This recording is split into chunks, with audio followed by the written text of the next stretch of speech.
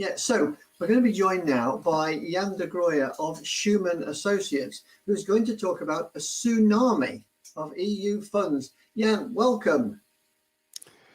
Hello, thank you very much for inviting me. I'm happy to be here.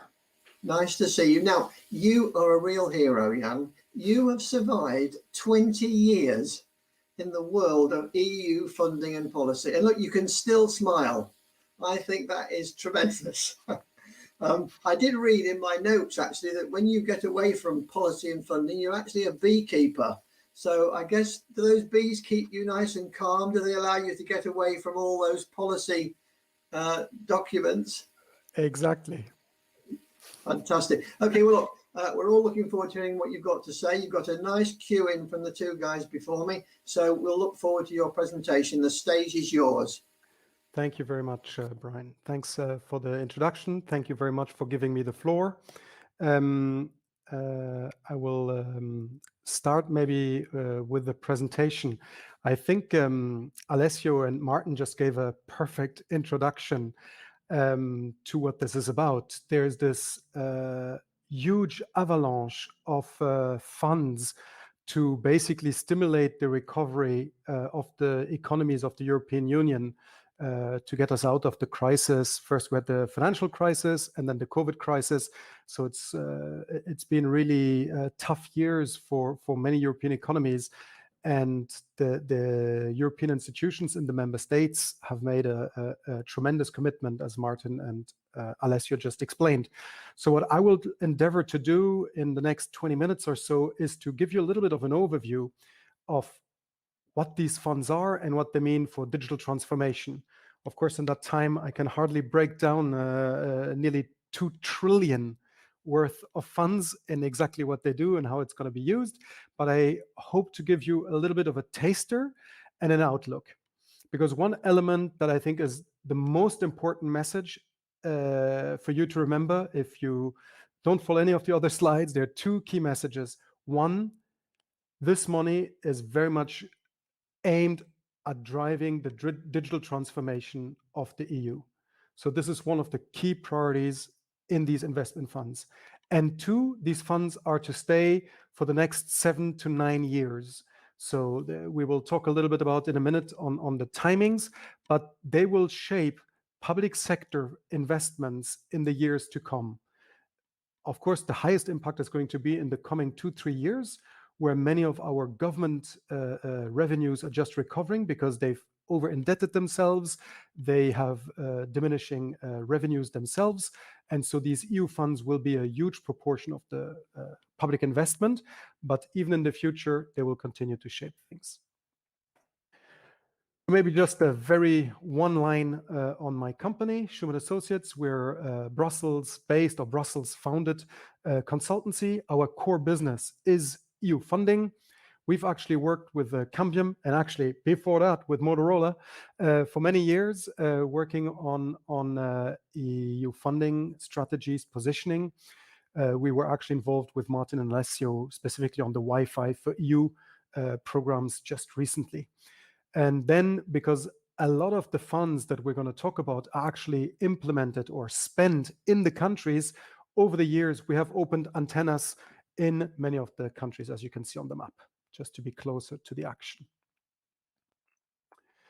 So, as I mentioned, a key element of where this huge amount of nearly 2 trillion euro will go is digital transformation. Well, that's just a buzzword. So I will try and at least address a little bit of where and what is to be funded. And then I'll zoom in a little bit on where the funds come from, how it's going to be broken down by the countries.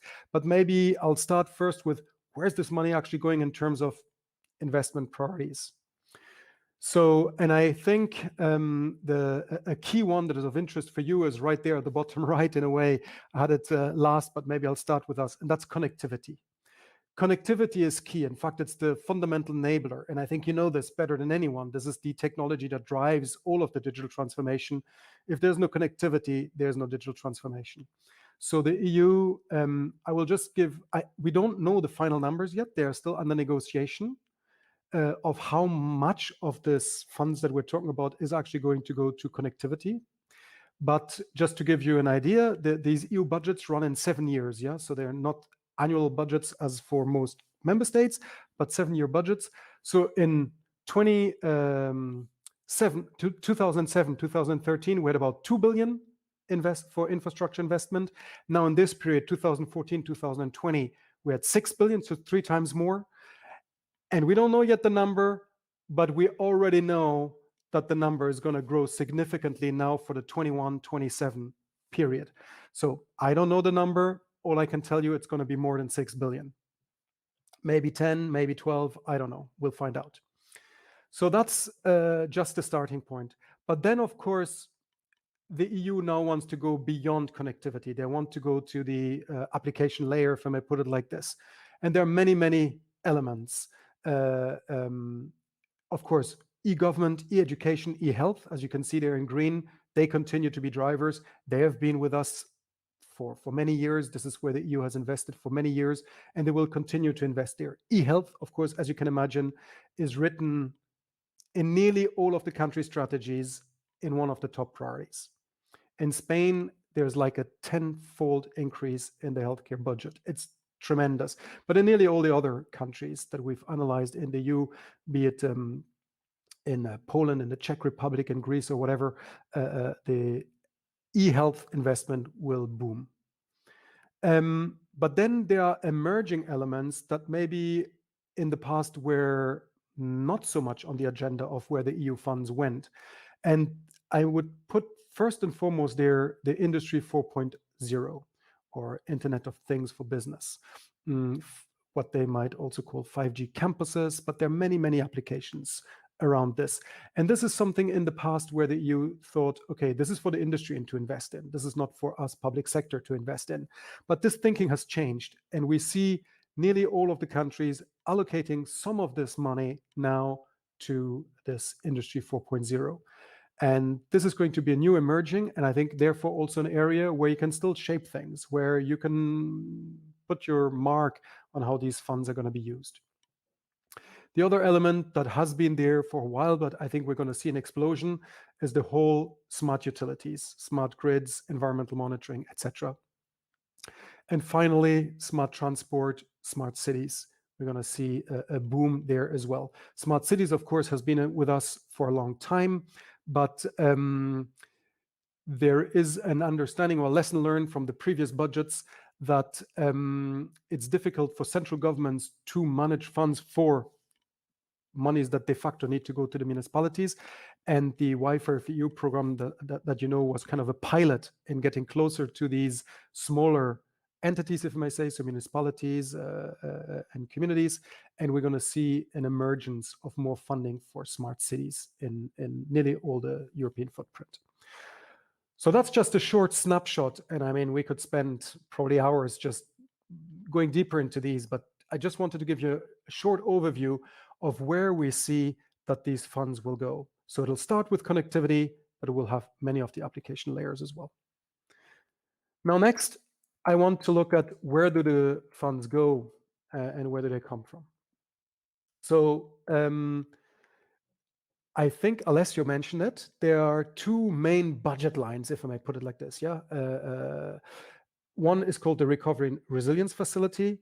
This is an exceptional budget that has never existed before. It's literally being tested as we speak. The voting on it will be now in the month of July, that the first programs will be approved. This never existed, so this is literally greenfield territory of public investment. But for you, the amazing element of this is that out of this 750 billion, 20%, so you can imagine we're talking about serious amounts of money, about 150 billion euro will go into digital transformation, which of course covers all the elements that I mentioned earlier.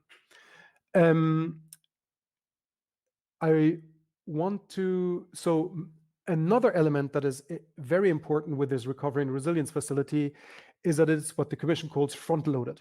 So even though our budget will run from 21 till 27, this fund, this 750 billion, is to be spent by the end of 2023.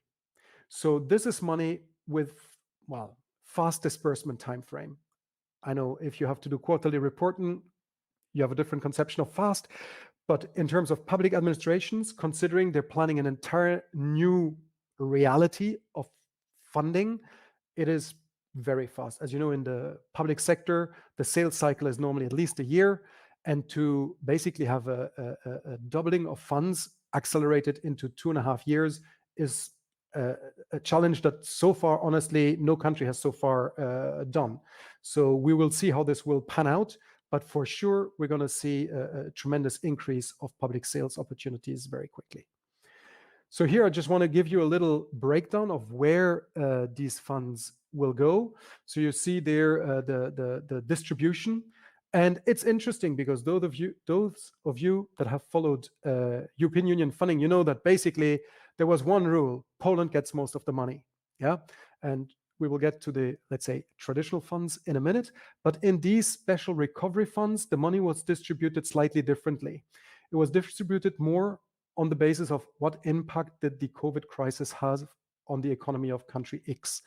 And so Spain, Italy, and France are actually the most affected countries, both in terms of infection rates, death, but also the GDP loss coming out of the crisis. So you can see that therefore there's a significantly different distribution. We might put it like this: there's a more north-south than the traditional east-west distribution of funds. So for you, that means that there is a wider footprint of countries that will get significant funding, because as we will see in a minute, the traditional funds will actually still continue. So I think we don't need to go through all of these numbers in detail. You can see that the majority of these funds will be spent as loans, so basically government debt, but about 340 billion as grants, so non-refundable aid. So in these green bars that I present you in this bar chart, here I'm just talking about the non-refundable aid. Yeah, so this is the money where we can be damn sure that your governments are going to use and spend this money. On the loans, we will have to see. Some countries are more reluctant to actually make further debt, and some countries are kind of fast. And it's not always the countries you think. So therefore, we don't have the full picture there. So these charts that I show you here, this is the money where, of course, nobody knows. I cannot promise what will happen by 2023, but we're pretty sure that this is the minimum amounts that will be spent in the next 2.5 years. Okay, so that's just a short introduction or overview to the Recovery and Resilience Fund. I'm sure you've all seen or read about this in your country press, maybe because there was some good press, some bad press about this, but maybe 10 days ago, maybe 2 weeks ago, the final vote between Council and the European Parliament happened. So now the, let's say, legal uncertainty about this has been lifted, and now it's just on track. This will be rolled out like any other European program. Now it's, so to say, on track, and we will see these funds getting approved, and we can expect first tenders already by September. Now I want to talk about the, as Alessio just called it, the MMF, so that stands for Multi-Annual Financial Framework.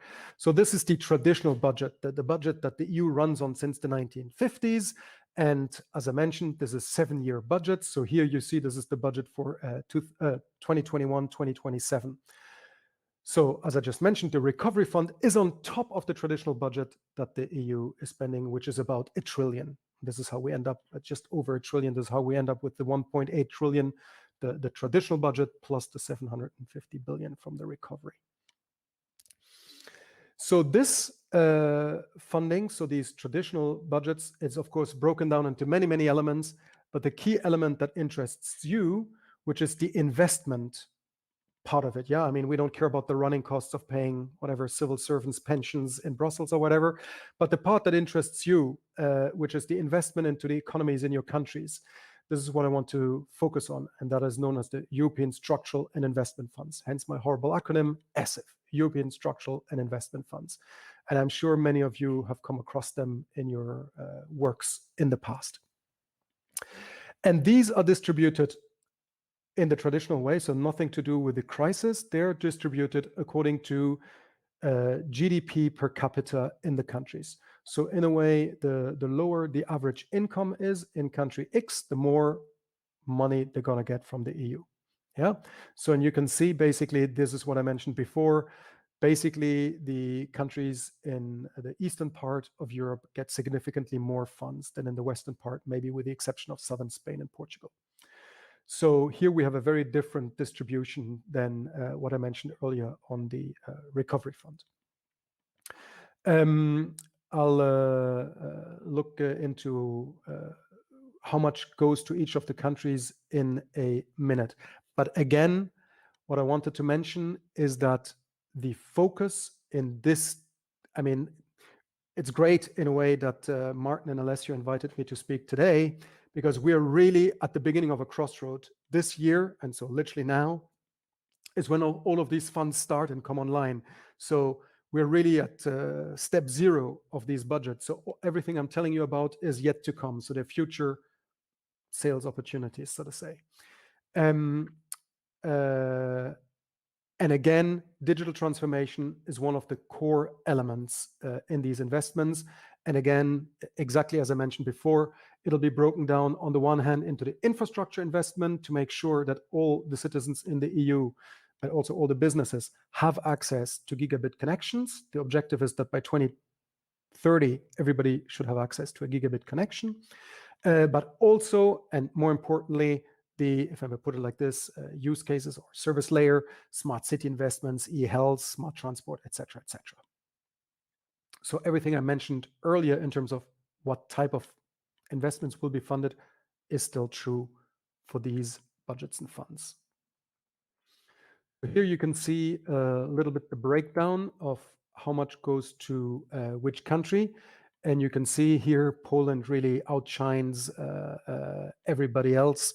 They get significantly more funds. And then you can see the breakdown country by country. I don't think actually, oh yeah, it's in billions of euro. I was going to say it, I don't think I put it, but I see it there, it's in yellow. This is in a billion of euro.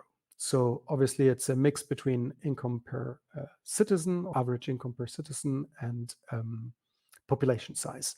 So you can see how this pans out. Then on top of these huge budgets, I wanted to talk to you about a much more modest, in fact, a small budget. But I know that it's of significant importance to Cambium, which is that I think many of you have been very active and very successfully engaged in a program that was running over the last 2-3 years called Wi-Fi for EU.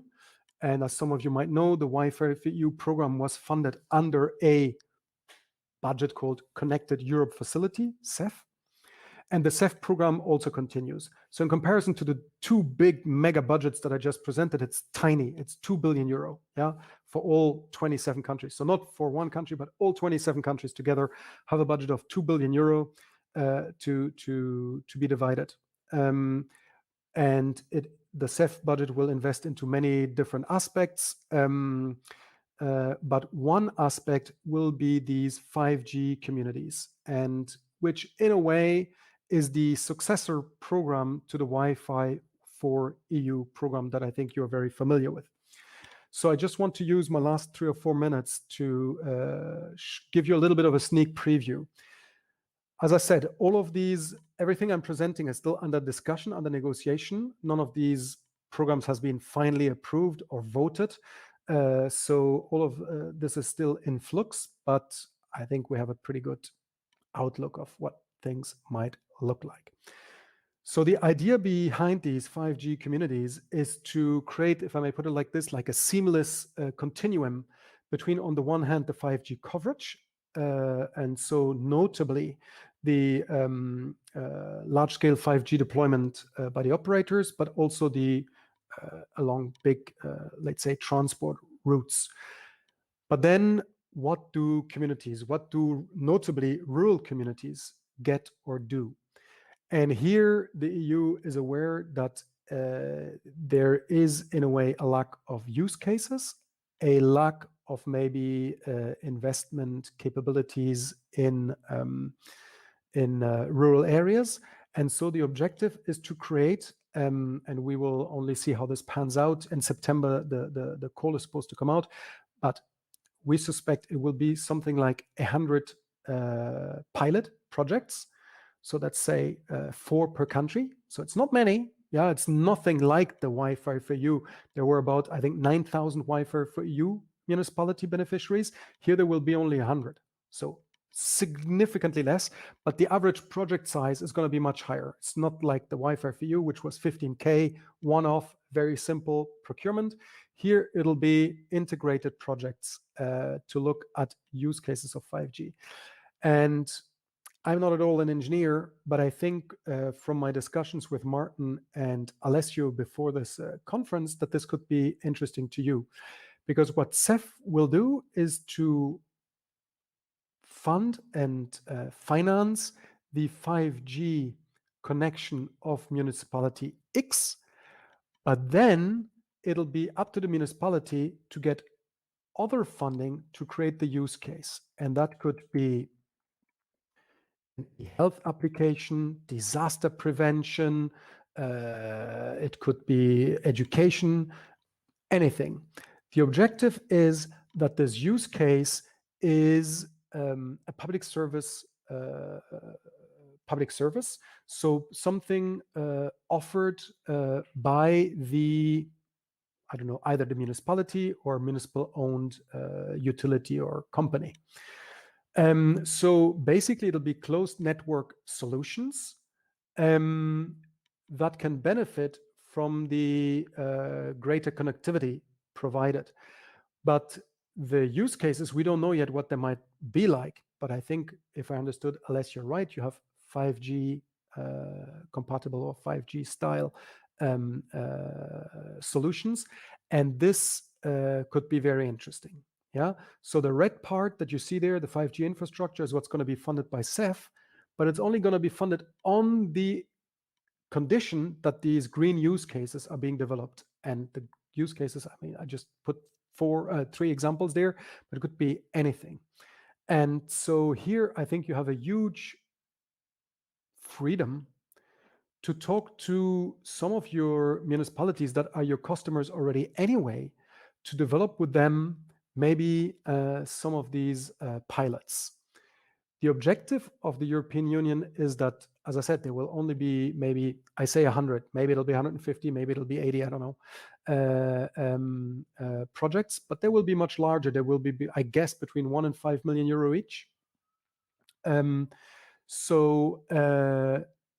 the objective is that then they become replicable, that other municipalities can, so to say, copy and paste this public service offering. So I think if you manage to have your foot in the door here, you manage to be part of that co-funded pilot, you have like an entry ticket for, I don't think it's stricto sensu certified, but it's like an endorsed solution or application to roll out these smart municipalities of the future. And so the co-funding rate is relatively high, but still it's not 100%. It's about 75% that the CEF program will fund here.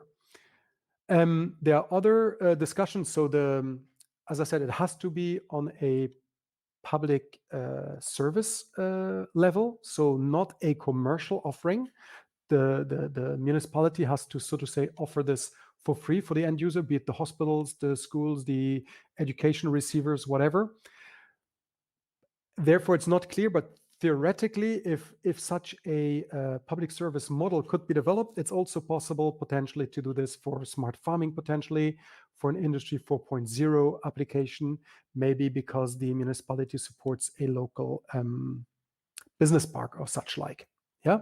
So I just wanted to give you this as a heads up, because I think we're going to see a significant shift from the CEF program or the Wi-Fi for EU program as you knew it to something completely new. As I said, everything I presented here is just under discussion. None of this is finally adopted or agreed. We will probably only know in September what the exact outline of this will look like, but it'll be something like this. So, Brian, I think that brings me to the end of what I wanted to present. If any of you, of course, have any questions, I am sure that either Alessio or Martin would be more than happy. Otherwise, of course, feel free to ping me directly. I'd be delighted. And I don't know, I'm happy to take any questions. Thank you, Jan. Actually, we've already got one or two coming in. But that was interesting what you were saying about the amount of funding. And that's, of course, just from the EU. So Martin was saying earlier, there's a massive program in Russia. I know that the UK is trying to get a total broadband picture. So it's an exciting time, isn't it, for this resurgence in the market. We've had a couple of questions in. One you've touched on really about the Wi-Fi for You program, asking will it continue? Well, you've said yes, but do you have any idea for the length of time? Because the major funding you were talking about 7 to 9 year period. Do you think it'll run alongside that? So, Brian, I think the Wi-Fi for You, the current program continues. So I think you are working with many municipalities that are still implementing their projects. So the current vouchers were supposed to be running out one after the other, but because of the pandemic, the Commission gave an extension for implementation. Because of the pandemic, some shipments were delayed. Municipalities couldn't allow workers to go on certain sites, or even sometimes the building permits couldn't be granted because administrations weren't working full-time, etc. So I think in that sense, the Wi-Fi for You program, as we know it, will still run for a good while until the closure of the current programs. But then, as I explained, it'll probably shift to this new concept of 5G communities. Okay, and we've also had, I'm sure this is a very important question for everyone. The question is, when do you think we'll see the first tenders for this new mega budget? So that's an excellent question. So nobody knows for sure, of course, but as I said, so each country, Poland, Germany, Spain, Italy, all of our governments are sending in their program. So basically the investment plan of how they want to use their share of the 750 billion for the recovery fund. And these are being assessed as we speak by the Commission. And we believe that maybe a first wave, but that will just be 4 or 5 countries. Probably Portugal will be actually one of the first ones to get approval, maybe Denmark. We'll see. Maybe Greece, actually. So they will be among the first wave, and we suspect that these countries will get the programs approved still in June. But the bulk of the countries will get their programs approved in July. However, and this is very exceptional, we never see this normally. As you know, normally the law has to be in place and the budget has to be voted before any tender can come out. But very exceptionally for these recovery funds, the Commission has actually allowed back dating or back funding. So theoretically, projects that were already tendered can be funded by these budgets. Most governments, because this is, even though this is allowed by the recovery fund, most governments are a little bit too conservative and cautious to actually backdate tenders. But I think we're going to see a big balloon of tenders in September, October this year, because they've been sitting on some of these projects that they've been itching to get out. And I think let's say, there are two, from all the discussions that we've had, and I've interviewed quite a few of the governments, the two hottest leads, let's say, in nearly all of the countries will be, on the one hand, e-health projects. We will see a lot of, be it for healthcare cards or equipment of hospitals. And I think for you, that's very interesting, because I think that will include a lot of kind of LANs or Wi-Fi's in the hospitals. I think that'll be the first wave. And the other element for hospitals, but on a wider scale, is the whole aspect of cybersecurity. I think in the pandemic, and I think also as You mentioned earlier, there's been some hot news in the last couple of days. There's been so many attacks, but including on critical infrastructure such as healthcare, that we're going to see an acceleration of spending on cybersecurity. I would think that these are the two categories, which is not to say there could not be occasional other projects, but cybersecurity and e-health, we're going to see a huge balloon of these tenders very quickly, and then all of the other elements. For the connectivity, because as you know, it's a highly regulated sector, so the actual investment into infrastructure, of which we're going to see a huge amount, I think this will be more delayed, and those tenders are likely to come out Q1 next year. Q1 at the earliest, then of course it can run until later. But I don't think we will see many actual infrastructure investments still materializing this year. There might be a couple of exceptions like Greece and Croatia, who are, so to say, have a few projects on standby and are ready to run, but most other countries, will still need to prepare their tender dossiers. Okay, yeah, we're almost out of time, but I've been asked actually whether you have any sort of budget funding ideas for digital transformation about the African continent. So I'm really happy about your question. So in a way, I'm very sad to have to answer your question. When I started in Brussels more than 25 years ago, this was one of the main areas I worked on, because there was so much EU money in Africa, and EU money in Africa, known as the European Development Fund, under the Lomé and then the Cotonou Agreement, was actually significant for many of the African countries. It was a significant part of their GDP as investment. And even though the EU has maintained more or less the expenditure, luckily, in a way, I can say the African economies have grown tremendously over the last 10, 15 years, which is a good thing. So the relative impact of EU funding in Africa has decreased, sadly, and the many other donors, notably from Asia, have come online and sidelined the EU a little bit. So to be honest, the EU is not, if I may put it like this, what it used to be in terms of importance in Africa, but there's still significant funds going there. The program is slightly delayed. I think we will see first spending next year. Each country, so all of the, I think it's 54 sub-Saharan African countries, has its own agreement with the EU of how to spend their money. And these country strategy programs, as they're called, define how they can use the money. And it's so therefore for the African countries to define how much they use actually for IT. And to be honest, there are only few countries that use the EU funds for IT. They use them generally for other aspects like transport infrastructure investment and other elements. But the percentage of IT investment is increasing, and the EU realizes that you cannot stimulate growth nowadays without IT investment. So we will see a relative increase of EU funding for IT in Africa, but to be honest, it's lagging behind other donors such as the World Bank. So voilà, I hope that's an honest answer. Yeah, that was a very good answer, considering you weren't expecting the question. Thank you very much for that, and I'm sure I can speak on behalf of everybody. That was a really it's a good presentation, but also that funding seems quite more imminent than I was expecting. You know, I think that's good news on the near horizon. So thank you very much for joining us today. Brian, it was not a presentation, it was a call to arms. Yes, I think you're right. Absolutely. Great to talk to you. Thank you for being here today. Thank you very much for having me.